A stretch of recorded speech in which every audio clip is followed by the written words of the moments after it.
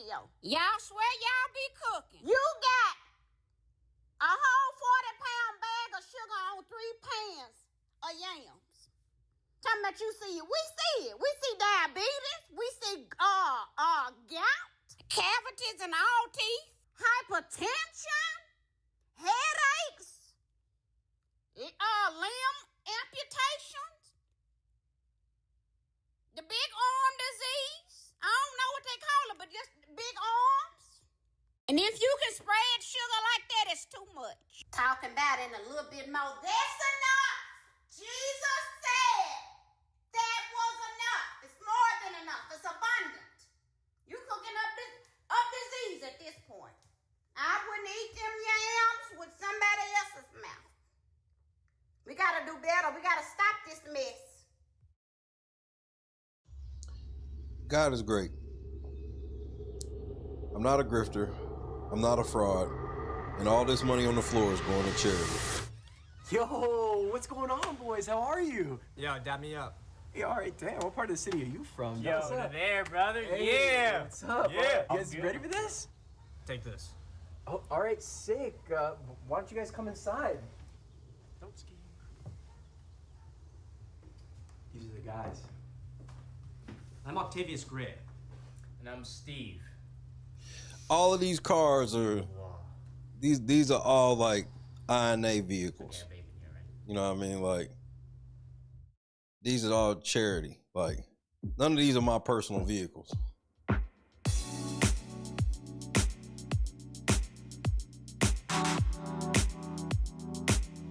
Peace out, Kathy. Set the mood right. Pick you up, baby, I'm looking so fly. Don't dare me, Scott. Sunset rooftop, yeah, that's nice, right? Hop in a G-class, I know you need that. Heart racing fast like the speed of light. Is this attraction, or is it the moonlight? You want satisfaction, but only for one night. This could be real love, but you've been broken, and I just want you to see what I can be for you. What I can be for you. What I can be for you. What I can be for you. What I can be for you. You've got me wrapped up in your love.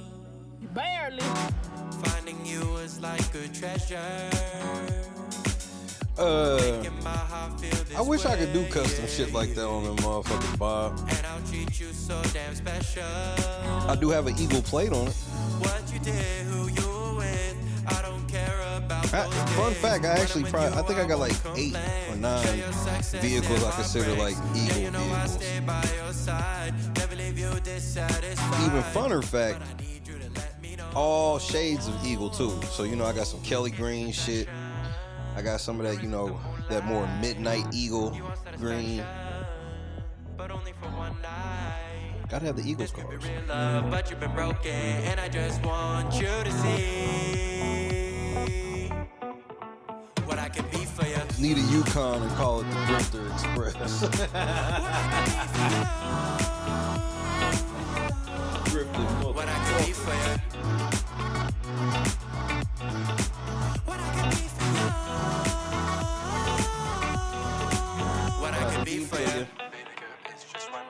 Yeah. Uh-huh. Yeah.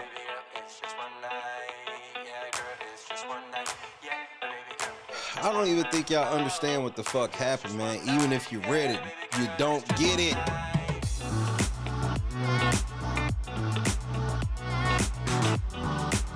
At least I can say I grew up and did something with my life.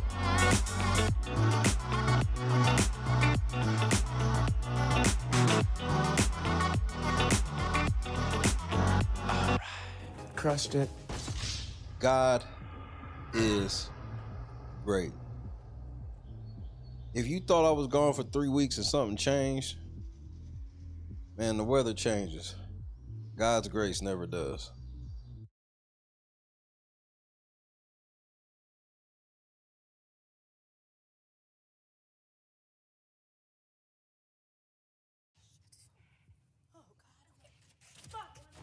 I'm a fucking bitch. Cause they got it, Jess. I don't want to hurt myself. You got to pee?